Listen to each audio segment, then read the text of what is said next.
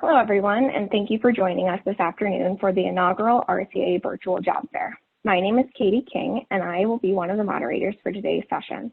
Before we get started, I'd like to share a few reminders. Everyone's participation on this webinar will remain anonymous. In order to maintain this anonymity, we will have disabled the chat function. You are able to use the Q&A function to submit questions throughout the session. At the end of our presentation, there will be a Q&A session. For technical assistance, please email education@culinology.org. If you experience any audio or visual issues, we first ask that you log out and log back in before sending us an email. Otherwise, we're happy to help troubleshoot. Following the presentation, I do want to mention that all job posting links will be available on the RCA website at culinology.org/jobfair. Now, without further ado, I'd like to hand things off to our moderators, Jerry Bouchard and Jeff Kaye. Welcome.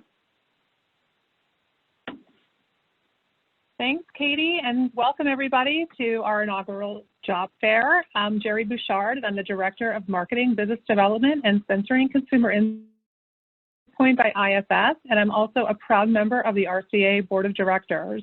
We're really pleased to welcome over 260 people on today's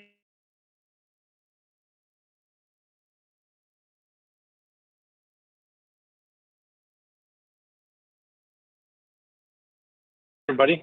Thanks for showing up today. We truly appreciate it. As Jerry said, I'm Jeff Kaye. I am the CEO of Garlic King. I'm also part of the board of directors and also the regional chair for Southern California. I'm pleased with everything that's come together for this event. But, we came up with this a couple months ago and thought this was appropriate for the time. During today's session, you'll hear from CJ Flannery, an industry expert recruiter, on how to navigate the current job market, and then we'll hear from 14 companies.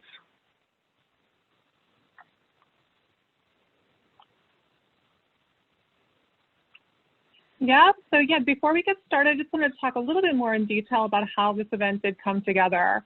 I think it's a surprise to anyone that the job market is probably one of the worst situations that we've ever experienced. I know that it's unique for me in my professional experience, and the unemployment rate is astronomically high. So just what we started to notice is that on LinkedIn, there were a lot of really high quality people out there that were looking for work. And then there was also fantastic opportunities being posted with some of our, in the food industry, with some of our sponsor companies. And I'm just like, what is the opportunity here to bring people together? And when I think about how to bring people together, the first thing that comes to mind for me is the network that's always been absolutely my cornerstone for my network, which is the RCA. So really that was the thought process. We have people who need jobs, we have jobs out there, and we have a vehicle to do that. So that was really the inception of today's job fair. So happy it's working out so well. So for all the members that are out there, outside of today's opportunity, I think that you should really leverage all of the great networking opportunities that the RCA offers to you. And one of those is our online member directory. So check out who's in your network or who's in your local area that you can reach out to and network with, because that's what the RCA is all about. Thanks, Jerry. And my involvement with the RCA started 10 years ago when I started this industry, and really it's been the cornerstone of where I've become in this industry. And shortly after I started with Garlic King, I became involved in RCA, and then the opportunity came up that I could be the regional chair for Southern California, and that's even got me more involved in RCA. And really that networking piece has really helped me out in growing myself in this position. So if you find yourself in one of the regional areas, we have, I believe, 11 different ones. I encourage you to get involved in those regionals, use it as a good marketing tool. We also offer continuing education and everything. It's some really great programs. I know that we have some Hot Sauce 101 going on short in Toronto coming up. So, I mean, there's really some great events. So if you would like to volunteer, we're always looking for people to get involved, and just get in touch with your regional coordinators, or you can send us an email at the RCA headquarters and express your interest, and we'll get you with the regional. And over to Jerry. Yeah, so as Jeff touched on, I think there's really a lot of opportunity with the RCA to keep your skills super sharp and fresh. during what may be a time of unemployment for you. So there is a huge opportunity to learn new skills and to really dig into new trends and all kinds of really helpful resources in our learning library.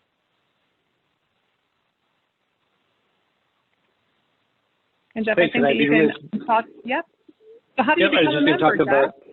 Yeah, I was just going to say, actually right now we're in a renewal period. So until the deadline is June 30th. So if you're, please sign up and renew your due, I should say, by June 30th and take advantage of some of these great opportunities that we have at RCA. We also have a deferred membership if you are falling on times, you know, on unemployment or whatever. If you're in a situation like that, you want to remain active, please visit the website and submit an application. For anyone joining the call who is not a member on RCA, please feel to join us. Send myself or Jerry an email, or through LinkedIn, you can connect with us, and we'll get you in touch on how to join RCA and how to become involved in some of our regional events.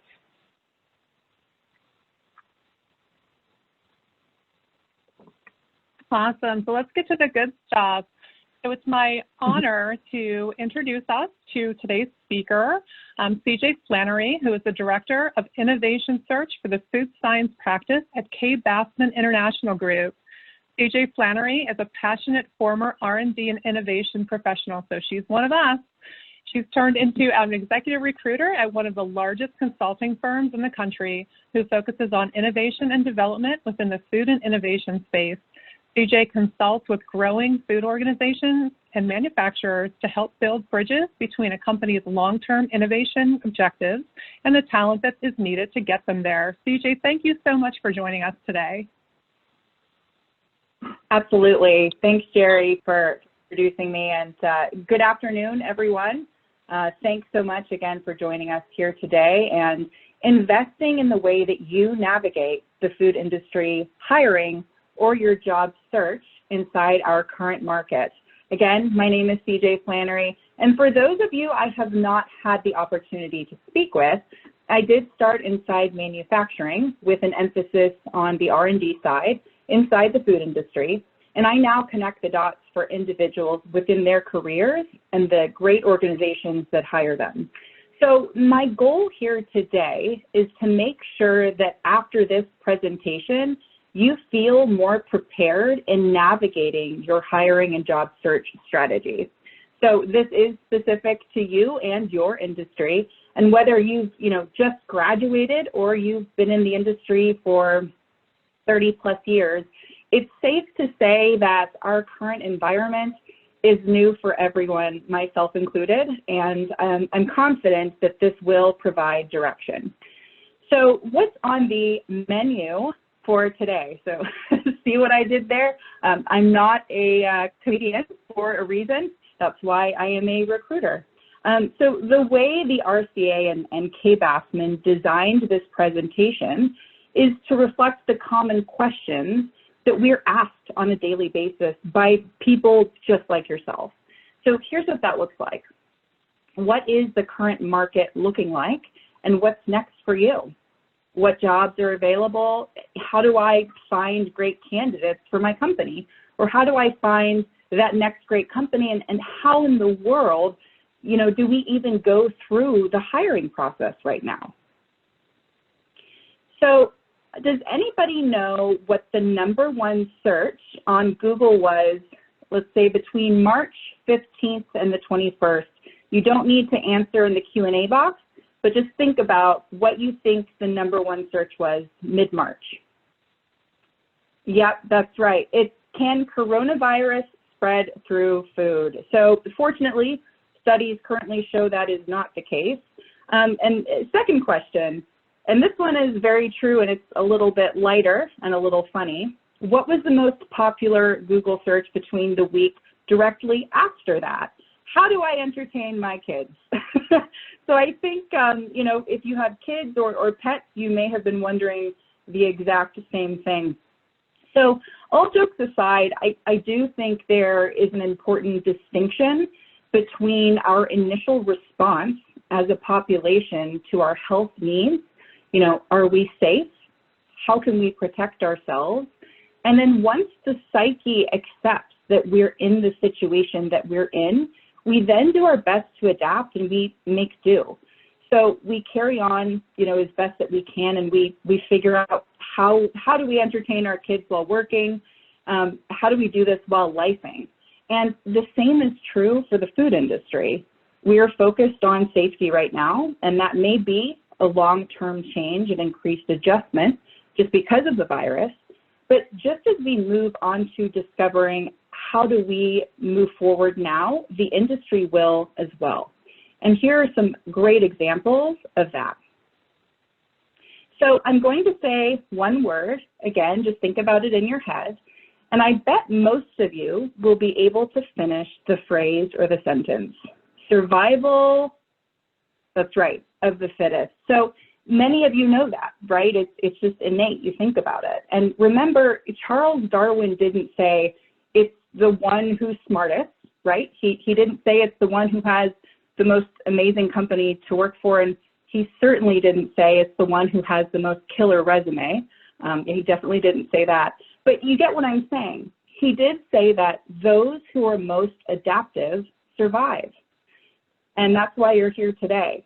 So aside from the brilliant marketing strategies of, some of the greats, Oscar Mayer changing its campaign to suggest people stay at least 12 hot dog buns away, and Dunkin' Brands offering free coffees to healthcare workers, the strategy behind the virus and the current market was the most impacted. So more than ever before, accumulated brand equity will enhance customer reassurance. So think about that. Take a look at the chart here. This is the data we compiled to show that adaptation. So starting with the green circle, the theme for most marketing companies throughout the crisis was branding to instill comfort. Consumers went back to the familiar, to find comfort in the known as we entered the unknown. Snack brands like Mondelez's Oreos and Campbell's Pepperidge Goldfish crackers saw a double-digit jump in sales. Campbell's focused on utility and comfort and assisted people in quarantine how to use their products to cook from home. So let's move to the gray circle. Many of you, if you're on social media, may have noticed an increase in food posts online, well, on Instagram or Facebook or even LinkedIn. People were starting to cook more from home. A Hunter study showed that 54% of consumers reported cooking more than before the virus, and 46% recorded more baking than before the virus. So the same study also determines that we're ordering out more, which means if you look at it, we're just eating way more food than we were 4 months ago. I know I am. But the biggest driver was health and trying new recipes. So don't be surprised if more companies hop on the meal kit train and drive their consumers to cook with kits and prepared ingredients. The consumer begins to try new foods with new flavors and that they discovered while cooking from home. So onto the blue circle. This one I find very interesting because although many consumers were out to find comfort in familiar brands, the result was that many reported not being able to find the item they intended to buy. So how many people, went to the store, went to Kroger and relied on the brands and couldn't find their usual? So 70% of people ended up trying new brands. They probably did. So while familiar brands were, their sales were increased, new or smaller brand customer base also increased. Now to the yellow circle. The e-commerce, to me, this is not the most surprising, but it is the most staggering simply because of the stat itself. 90% of consumers shopped online, and that really hasn't changed a whole lot in recent months. Half reported buying new items, not necessarily because the product was out, but because the consumer was already out of their comfort zone and they thought, well, I'll try new things with this brand as well. So this could mean that consumers continue to try new products to increase the demand and that could drive new flavor trends. So naturally with the stats we're noting, the next step is, okay, how do we fulfill those needs in the market? And that's where you guys come in, everybody that's a part of the RCA. So now we're going to go on to job trends. what are we seeing on the market? I think, again, this is one of the most common questions I am asked. So, what sector of the market is hiring the most? People ask me, CJ, within food. The answer is it's slightly complicated. So instead of looking at it like how many R&D roles are open, to us as recruiters, it makes more sense to look at it like this. Which companies as a whole are hiring the most? And here's why. So instead of saying, I'm a chef, how many chef roles are open in the US? Look to how many companies are hiring and thriving within food. And then you peel it down. So those are the companies less likely to have a hiring freeze or a furlough. It simply could be that they are taking a bigger risk, or maybe they're a bigger organization and they may have more financial stability in that sector. So those are the organizations that we encourage you to stay in touch with and network with.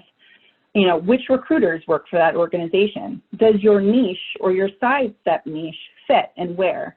And if you're wondering, well, what's my niche? We'll definitely talk about that in a little bit.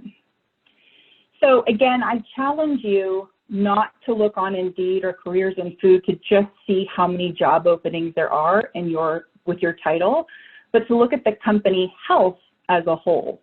So not all open roles are posted online, indicating that the company will have a higher chance of being in a position to allocate resources to hiring. The numbers really vary, but some people ask me, tell me about the hidden job market. Like it's this, like something on the black market. And I think the answer is pretty simple. The stats vary from about 40 to 70%. So 40 to 70% of the roles that are open in total on the market are hidden, which means that we don't see them when we pull up a quick search. So we'll talk a little bit more about visibility later in the presentation too, to help you access the green part of that triangle. So next slide. So, incomes, here's an example of the short-term versus the long-term impact on the current market and the virus. So this is representative of companies who are still hiring and those that still may be on hold. The market demand of the short and long term will drive that. Across the board, we're seeing food safety. I mentioned that before, and it becomes an even larger concern. And this is driven by that first question that I showed you in the presentation on Google. So it makes sense. And this is a hiring area we predict will stay steady and possibly increase in the coming months. So the next three that are highlighted in that box are the areas that relate most to the RCA and the R&D in general. Consumer cooking, we've talked about that. Again, referring to the common trends we're seeing by the consumer, 70% reported cooking, 45% recorded more baking. You'll see the palate and the interest of the consumer is evolving because of that. And that will lead to an increase in foods on the market to satisfy that.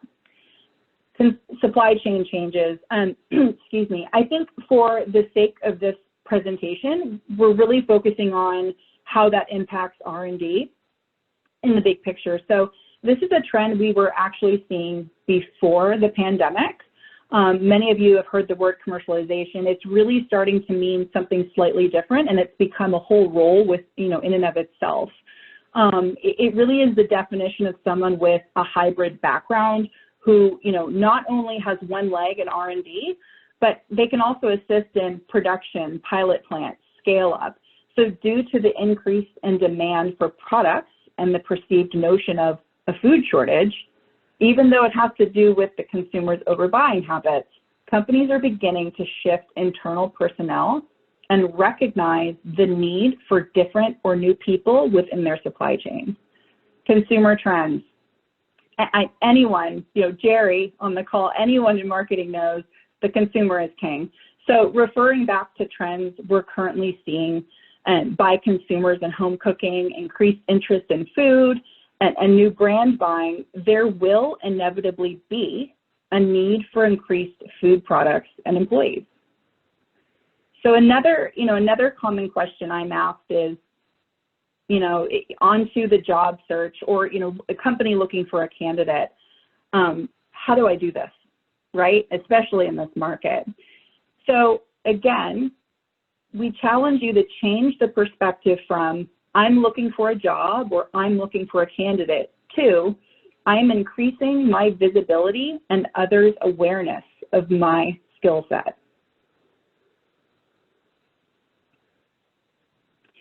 So again, on to the job search or the candidate search. So this really breaks down the steps that you can take in order to do that and where you fit within the market. So this is a topic I could probably talk 12 hours about. Don't worry, I'm not going to. But we're going to focus on where you fit into this. So number one, market trends. We've covered that extensively. What are we seeing short-term, long-term? And then if you look at steps 2, 3, and 4 in the square, you'll begin to see that this is where you come in. Find your niche, or niche if you prefer. A niche is simply put, it's an area that you spend most of your time in and others do not. And the reason you're able to spend most of your time is because other people value you most when you're in that core area. So that ultimately means that you're creating the most value for your career when you have found your niche. So if you're scratching your head saying, okay, where am I? What is my niche? It doesn't have to be a 1 in a million skill set. In fact, it probably shouldn't be. It could be something that the market demands. And I would encourage you to sit down after this presentation and really give some thought to this. This is also how you brand yourself, which feeds into the other steps. A great way to determine what your niche is to work backwards, starting with, what is the market demanding right now, specifically. So if you're seeing a lot of bakery inside gluten-free, if you're seeing a lot on the culinary side, Japanese cuisine, or is the skill set commercialization, R&D and manufacturing. So what are companies asking for in the visible job market? Start there, work your way backwards, and find where you fit in. That's your niche. So networking. This is essentially what you're doing today on this call. It's identifying whose need you can add your niche value to.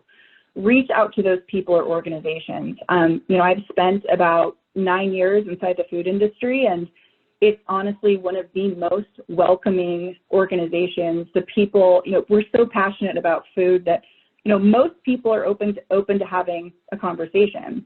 So, when you reach out to request a virtual coffee or, have a list of questions that you've created that will not only help you further identify the path they took to get where they are, but it'll also help them remember you as the person who wanted to gain insight. And you weren't just saying, hi, my name's so-and-so, and I'm looking for a job. So a great way to tell if you've found your people or you're in the right niche, you'll know, because you'll find yourself with people who are willing to invest the time, the energy into you. You've managed to have people see your vision, and they are now a part of your process. People will always support what they have helped build. Build could be your job search. It could be your personal brand that you're in the process of creating, or your resume. So how well does getting people involved really work? So take Coca-Cola, and I'm sure every single one of you remembers this campaign back in 2011. I think they've actually built a lot of their campaign based on this. It was the Share a Coke campaign, and it began in Australia. So how is this so simple and yet so effective? Share a Coke. Consumers shared over 500,000 photos of a product, of just a Coke bottle. And, the hashtag was, restated 6 million times. So case in point, you're not going to build your own online persona in your search without having other people involved and invested in your success. So find your niche and find your people. On to increased visibility. We are going to talk a little bit about this during this presentation. This one takes a lot of work and effort. It does. You get out what you put in. So the goal here is to utilize your time efficiently enough so that you're spending all of your energy in the right niche so that the right audience hears you. Your goal, whether you're looking for the right candidate or the right client or company, is to know where to target. So you get involved, you know, create attraction. And what do I mean when I say attraction? Put quite simply, attraction is the action or power of evoking interest within you. So what we'll see here when we go to the next slide is a diagram that visibly shows you how much time and effort makes a difference in where you look. If you're starting broad in your search for a niche candidate or for a niche job, you will end up spending 3 times as much energy and resources to get you there. So as a recruiter, this is something that we learn to master so that we're making the best use of our time. So if you do your research on the front end and you know your area, you found your people, every moment you spend has value in your market. It is 100% okay to identify a few core areas you want to focus, but that's what we'll call your industry specialization. You want to stay within the orange, and if you can get to the green, even better. On to a little bit about networking. You know, how do you start today?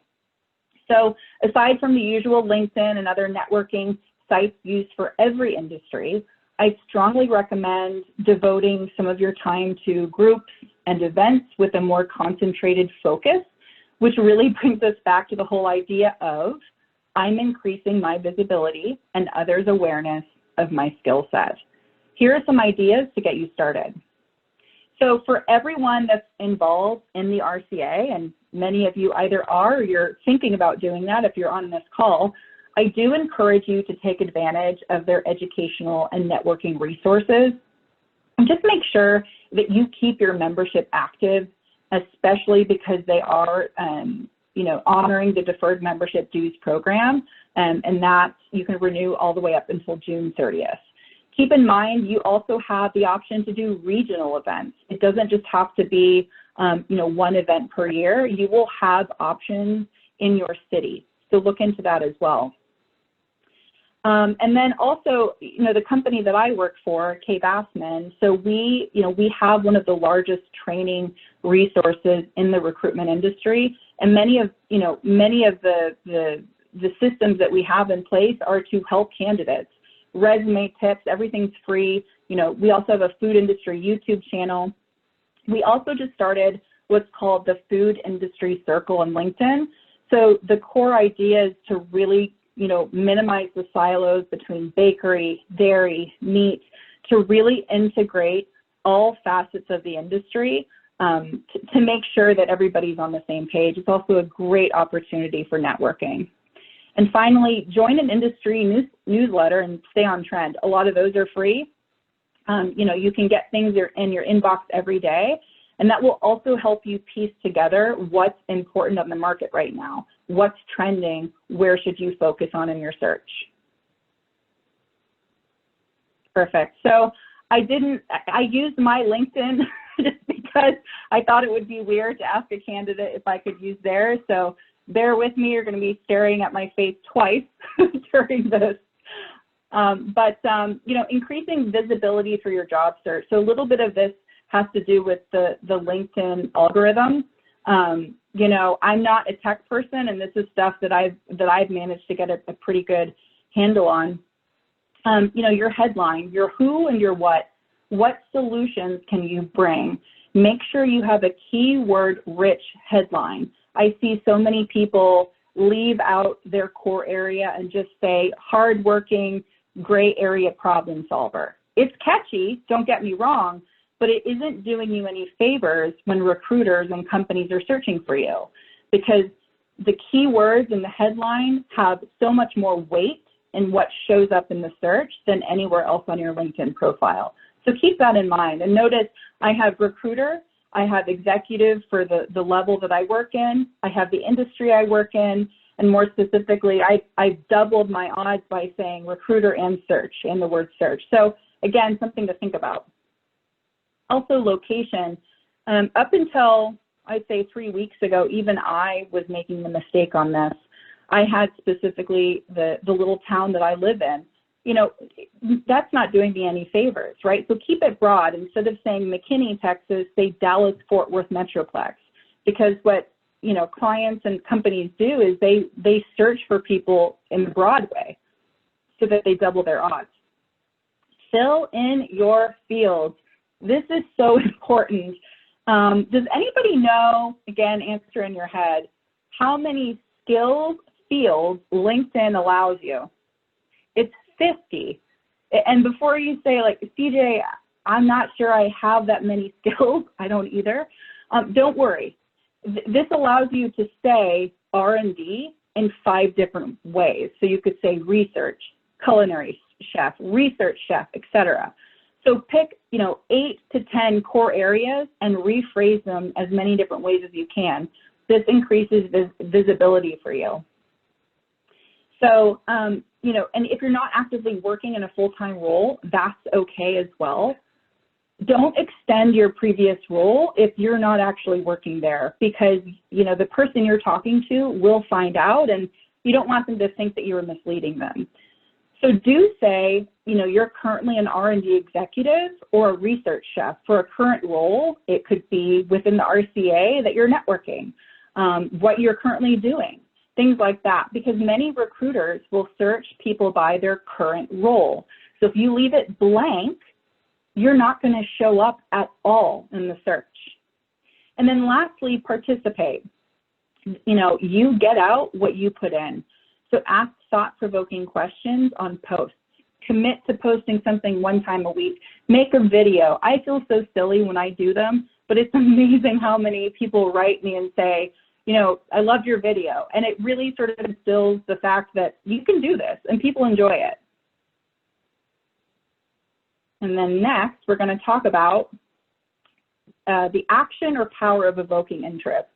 So I'm not going to spend too much time on this, but I did want to point out that for those of you who are currently employed and for those of you who are not currently employed and searching, typically you have 5 core areas that you're driven by that's important for you for your next role.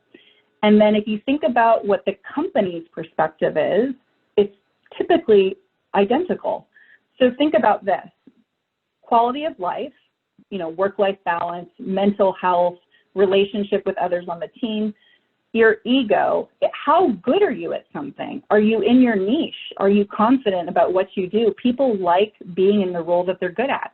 Growth. Most candidates don't say, you know, CJ, I'm really looking for a job where I can just kind of slack and not grow, right? Most people want to grow within their career, and they want something to live up to. Location.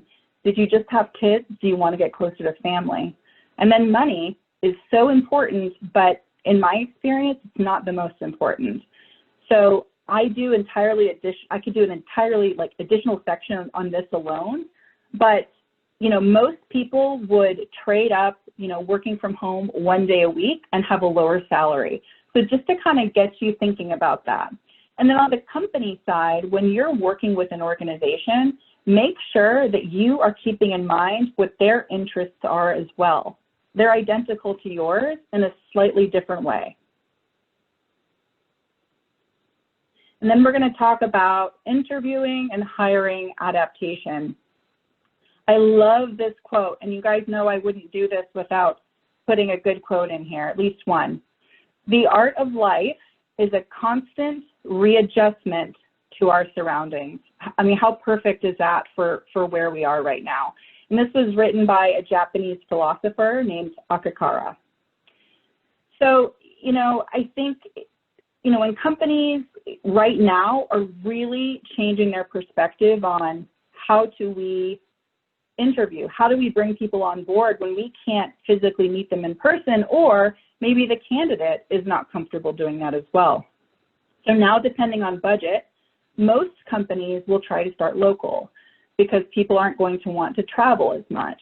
So they'll work their way outwards when they, you know, can't find the person that they need, and same with the candidate when searching for a job. So they're more hesitant to relocate. The new interview process. So I think this one seems to hold the most weight in what's important for the candidate when they are interviewing virtually. So, how smooth was the interview process? Did the company accommodate what made the candidate feel comfortable? Were they open to rescheduling because the candidate has 4 kids and they're working remotely? Did they postpone onboarding because a family member was sick? So all of these come into play. At Kaye Bassman, we do focus not on just identifying and screening the candidates, but also post-placement. And I think now in the current climate, that carries a lot more weight than before, because if you think about it, that can be the most stressful and exciting, adapting to that change. If the onboarding process within an organization has some room for improvement, that gap will continue to widen in the virtual age of hiring. So we're seeing all of these changes, and in many cases, we're building as we go because we've never gone through this before. All right. Now, this is something, there's a lot of information out there about this, and I think, honestly, it can be relatively boring.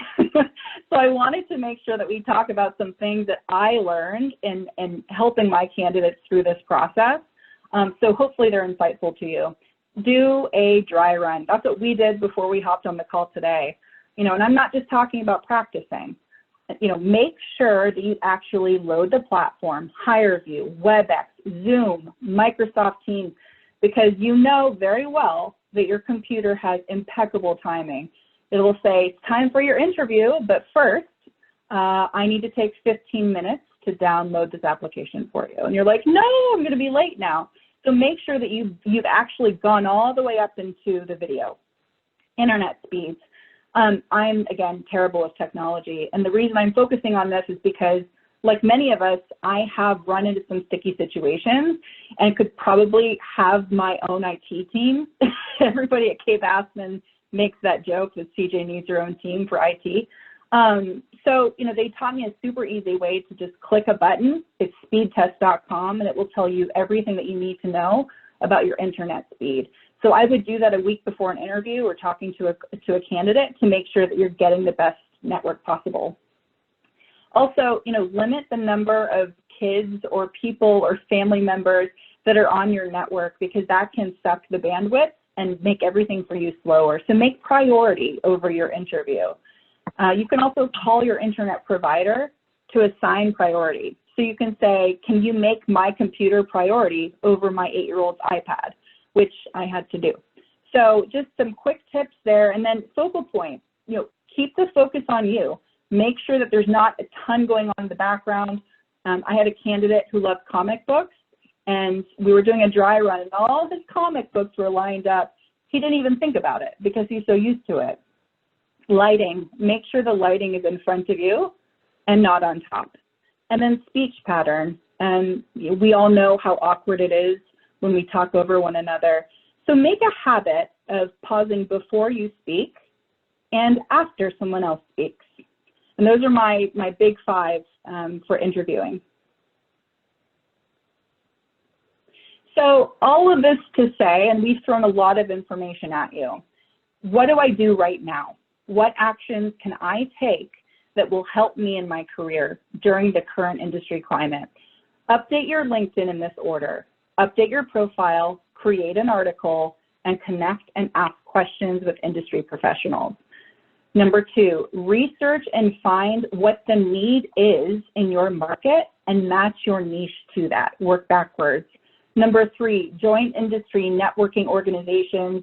Remember, you can renew your membership with RCA. If you haven't joined, you can join. And then number 4, spend time where it counts. Don't waste your time, and start conversations with other people.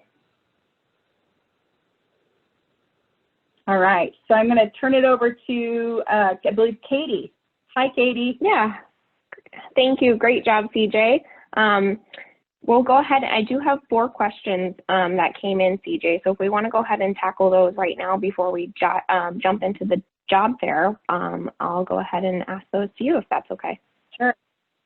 Great. The first one that came in, what are you seeing in terms of the job market for regulatory affairs, particularly for label and compliance claims? Sure, that's a great question. So my core area is within R&D.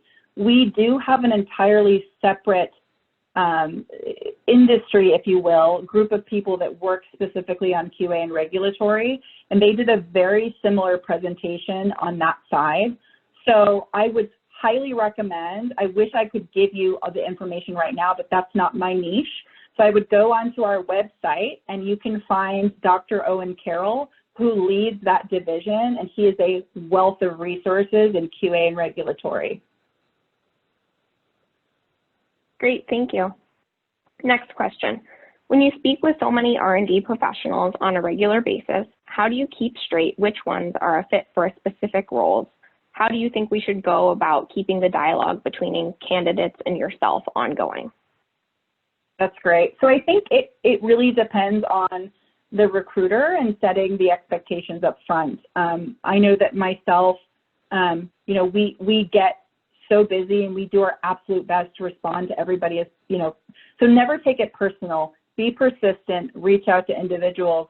And then as far as finding the fit for the client, a lot of that is, again, setting the expectation with the client on the front end.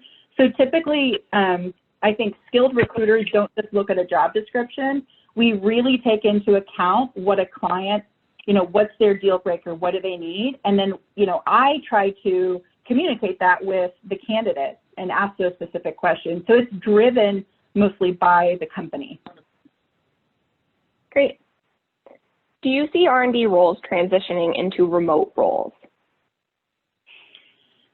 So that's something that I was asked before the pandemic, and I have seen remote R&D roles. I think it's more common on the marketing and R&D side. So if R&D rolls under marketing, typically we may see that. It also has a lot to do with tenure. I think many, you know, like many positions, if you've built trust within the organization, and there's things that you can do from home, you can do that. But it's not going to be a common thing, I wouldn't think. Great, that makes sense. Next question, are companies wanting candidates that are already local? Is it a disadvantage for them if a candidate is currently elsewhere? I know you touched on this a little bit, but if you can elaborate. Sure. So again, it really depends on what the client is looking for. So now clients, I would say, are less likely to try to relocate somebody. However, there are exceptions. If you are in the niche, you are the, you know, 10 out of 10 for everything that they need, and on your side, you really want it too, companies will make exceptions. If you are the right person for the role, they will typically make that exception. So I think for right now, just because of the travel restrictions, it is harder, but it's not impossible. Great, thank you. We do have some students on the call, or recent grads. So their question is, what is your advice for getting your first internship? So the cool thing about getting your first internship, and I've been there, I actually worked at Yum Brands, that was in the Pizza Hut division, that was my first internship.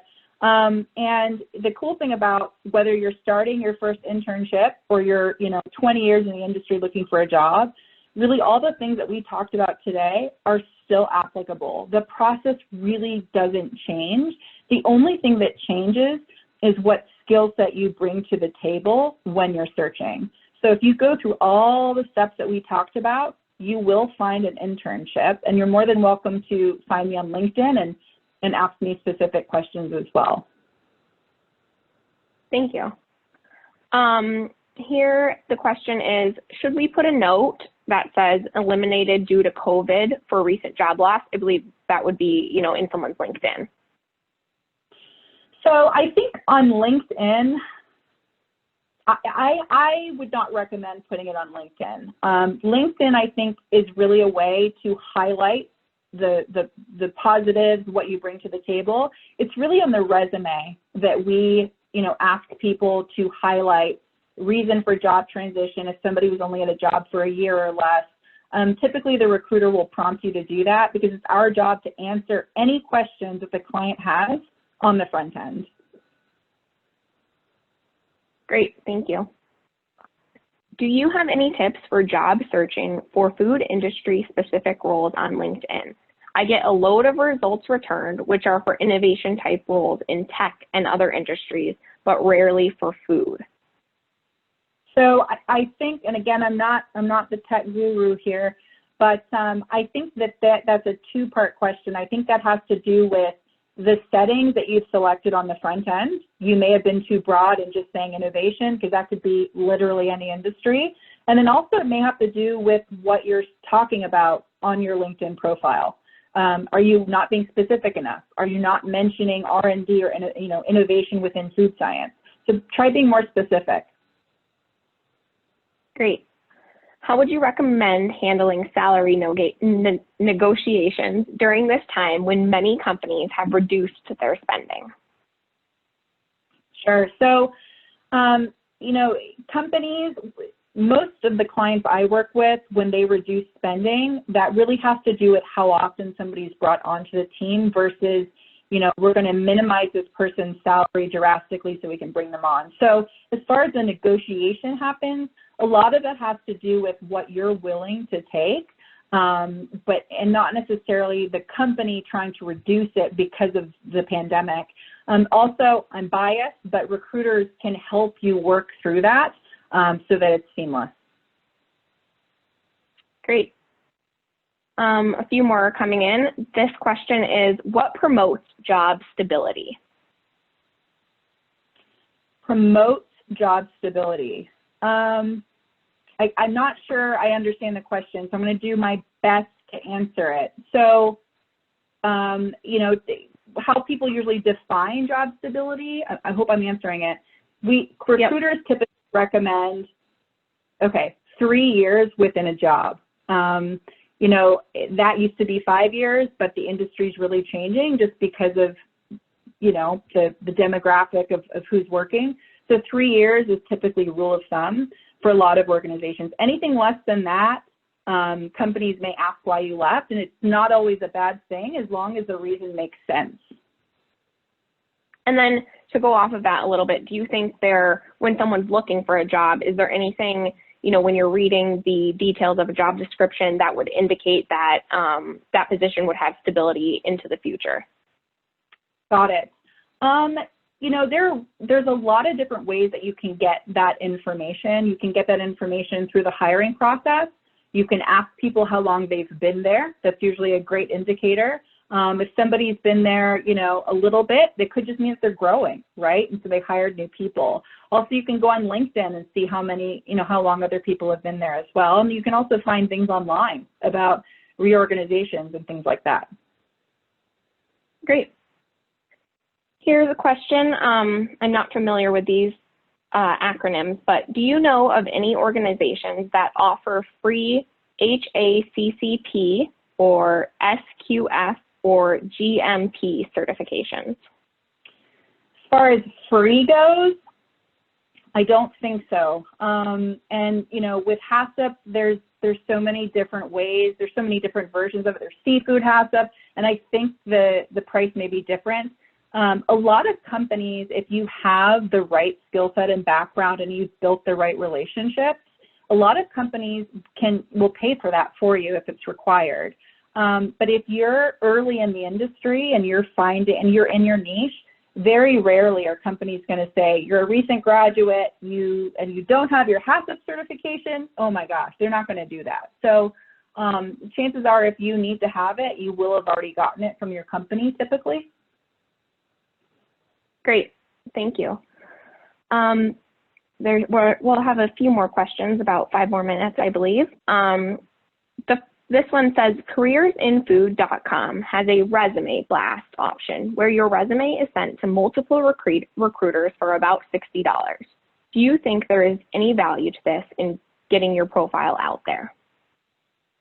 I think a lot of recruiters would answer this differently. So I'll tell you what my opinion is. First of all, before you ever consider that option, you need to make sure that you've taken all the steps we talked about today. So if you're networking, you're doing steps 2 through 4, your resume is, maybe you've consulted with a resume writer and you're still not getting the results. That could be an option. I can tell you that a lot of recruiters can look at that like they may not even open the email just because they're so used to searching for people. So honestly, I'd pick 15, 20 recruiters on LinkedIn and start conversations with them, and you might get the same value. But other people may have a different opinion. Got it. Thank you. What is the balance between listening to a recruiter that reaches out to you to find out about what opportunities are out there, even if you're not wanting to change roles at the moment? Sure. So, even when I was in the industry and recruiters would call me, it sounds like you're picking up the phone and you're talking to them, which I think is fantastic, because you never know what the other person's going to say. It could be your dream job. However, when you do talk, I think it's important to let them finish what they're saying, right? That you can 20 seconds, 30 seconds, but then kindly let them know, hey, I really am not looking right now. Can I follow up with you in 6 months? Or can you send me an email? I'd love to stay in contact with you. That's much, much better. You're building a relationship than saying, I'm not interested, right? You've closed the door. So 50-50 is usually a good balance when you're having a long conversation. I'm not sure you asked that last part, but I gave you the advice anyway. No, that's great. Thank you. Here, this question says, what do you do if after an interview you are being told that you are lacking technical/analytical skills to be further considered for the position? I think, if you're working through a recruiter, typically if you've gotten really far in the process, you are a pretty good fit for the role, and you may have just not had one thing. But if you're applying directly online, I can see how you get further in the process and somebody says you're just not a fit. I'd look at it as at least you got feedback, and if you can ask them what that is, I think it's always important to have that information.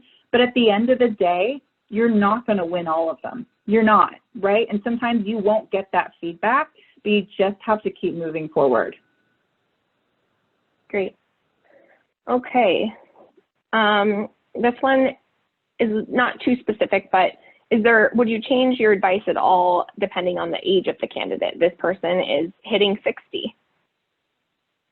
Sure. Hitting 60, advice on everything we talked about today? I would. Very general. Yeah, I wouldn't. I think a lot of the things that we talked about today are about making yourself visible, creating relationships, and being creative, and finding where you belong. And I think no matter what age you are, these steps are applicable. It's kind of like a Twinkie. There's no shelf life on the advice. You know what I mean? Like it just is what it is. So, I would apply it. Okay, great. This is a LinkedIn related question. So on LinkedIn, if you are unemployed, can you provide insights as to what job to list for your current role? If it's vital to include one of the recruiters to find you, should you put consultant? Is there another thing that you should list as your current role? Sure. So the way I look at it is, even though, let's say you're a food scientist or a research chef, even though you're not currently working, you're still a research chef. That's truthful.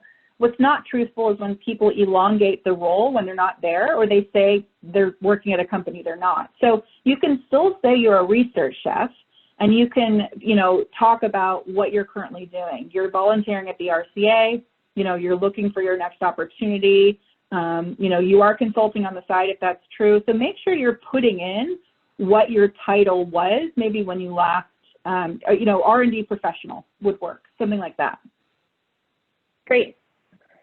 We have a few more minutes for questions before we jump into the job fair, as long as that's okay with you. Sure.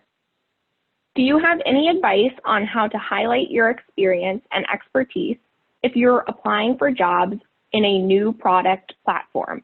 For example, looking to join the plant-based movement, but do not have direct experience there. Sure.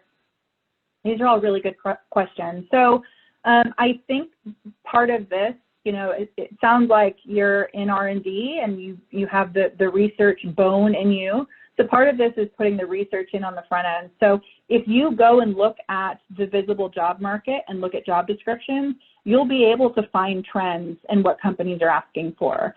So I'm just saying this, maybe they require Haystack, which they wouldn't, you know, that's more on the QA side. Maybe they require somebody who, you know, specifically worked at a dairy manufacturing plant because they want somebody to work same process but on the plant-based side. You'll see trends, note what those trends are, and then ask yourself, do I fit into that? Those are the things you then implement to create visibility. Thank you.